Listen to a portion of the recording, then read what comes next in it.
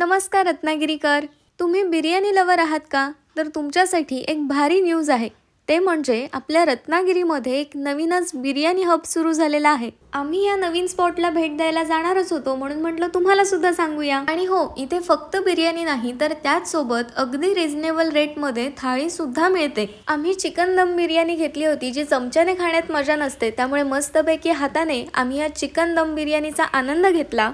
आणि नेहमीप्रमाणे आमच्या ग्रुपमध्ये एक व्हेज मेंबर होताच, त्यामुळे त्याच्यासाठी आम्ही व्हेज दम बिर्याणी घेतली होती. इथली व्हेज दम बिर्याणी सुद्धा छान आहे. आणि तुम्हाला जर का मटण बिर्याणी आवडत असेल तर यांच्या इथे बुधवारी, शुक्रवारी आणि रविवारी मटण दम बिर्याणी सुद्धा मिळते.